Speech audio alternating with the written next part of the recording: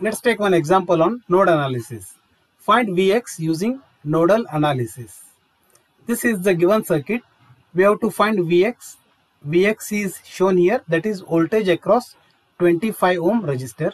We are supposed to find Vx using node analysis. Here we can observe that this circuit is having 4 nodes. Let this be node A, let this be node B, let this be node C, and let this be node D.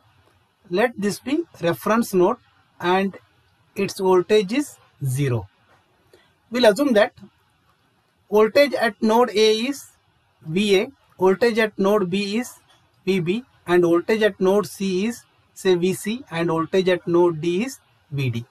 That is, we can say let VA, VB, VC and VD are node voltages at nodes A, B, C and D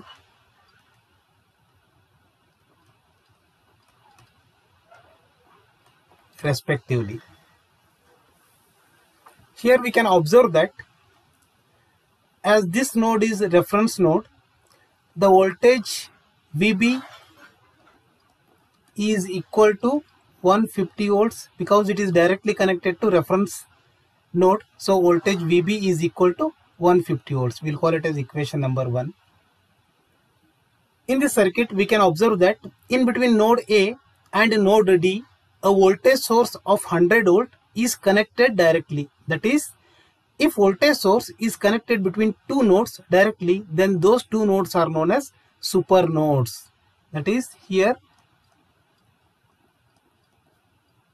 node A and node D are super nodes. And we know that the algebraic sum of currents at super node is 0. Algebraic sum of currents at super nodes is 0. Let's analyze the super nodes first. Here we can see that positive end is connected to VA, negative end is connected to VD. Therefore, I can write VA minus VD is equal to 100. We'll call it as equation number 2. Now we'll concentrate on this statement, that is algebraic sum of currents at super node is 0. Now we'll assume that the current through this branch is VA. Let current through this branch is I1. Current through this branch is I2. Here we have current 10 amp. Let current through this branch is I3 and current through this branch is I4. So now here we can see that at node A, the currents are, one is I3 and another current is 5 amp. So if we take incoming current as positive, take outgoing as negative or vice versa. Let's take incoming current as positive. So at node A, 5 amp current is incoming. So it is plus 5 and current I3 is leaving. So it is minus I3. Now similarly at another super node, that is D. At node D, we have one current is I1 which is leaving. Leaving means minus I1, and another current I2 is also leaving the node. So it is minus I2. So according to this statement, that is algebraic sum of currents at super nodes is 0. That is at super node A, these are the currents. At super node D, these are the currents. So algebraic sum of these all currents is equal to 0. That is minus I3 plus 5 minus I1 minus I2 is equal to 0. Or we can write 5 is equal to I1 plus I2 plus I3. I can simplify this as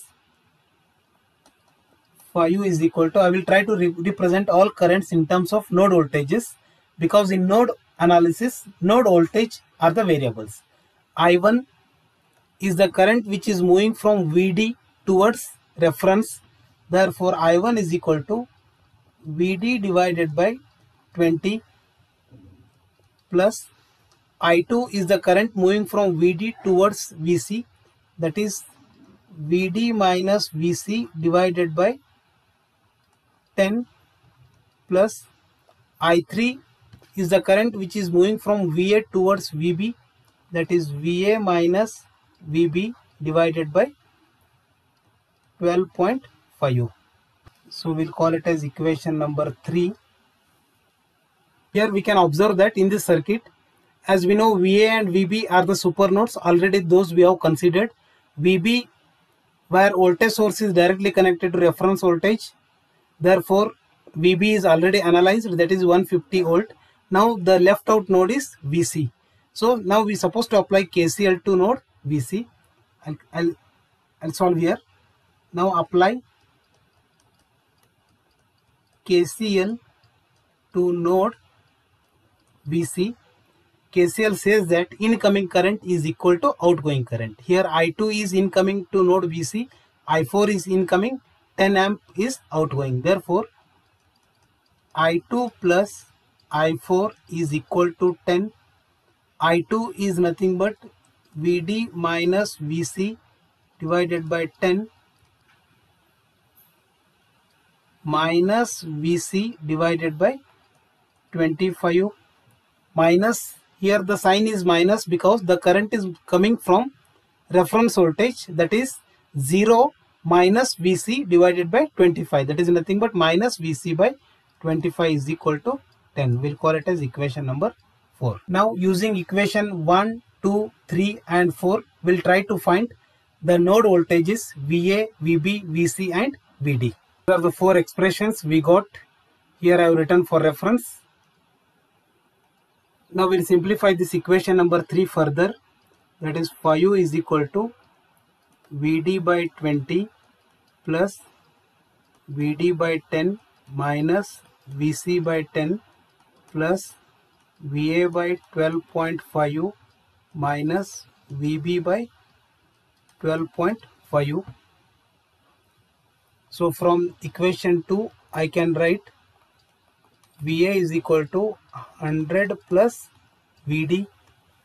So simplifying this further, I can represent it as phi u is equal to VD 1 by 20 plus 1 by 10 minus 0.1 VC plus 0.08 VA minus VB value is 150 divided by 12.5. 150 divided by 12.5. Simplifying this further, I can write phi u is equal to, so this will get 0.15 VD minus 0.1 VC plus 0.08 VA minus 150 divided by 12.5, it gives 12. Simplifying this further, I can represent it as 17 is equal to, I will write it in order, 0.08 VA minus 0.1 VC plus 0.15 VD. We'll call it as equation number 5. So I can write it as VD by 10 minus VC by 10 minus VC by 25 is equal to 10, or I can represent it as 0.1 VD minus 0.1 VC minus 0.04 VC is equal to 10, or 0.14 VC minus plus 0.1 VD is equal to 0. We'll call it as equation number 6. So now solving,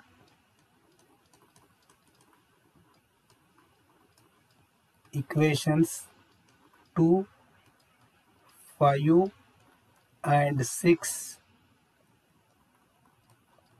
we get 111.711 volts.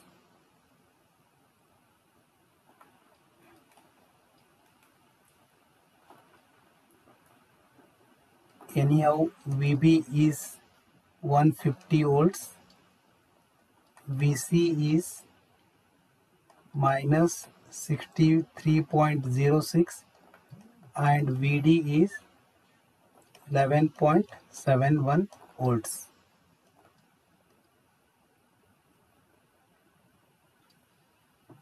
So here we can see that Vx is the voltage across 25 ohm resistor. So Vx is nothing but minus Vc.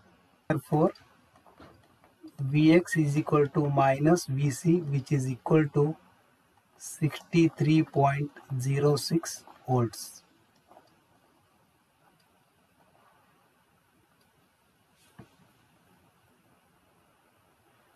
So here we can observe that Va minus Vd is 100. So here Va is 111.711 volts and Vd is 11.71. If you perform Va minus Vd, will get 100 volts. This is the required Vx for the given circuit. Thank you for watching.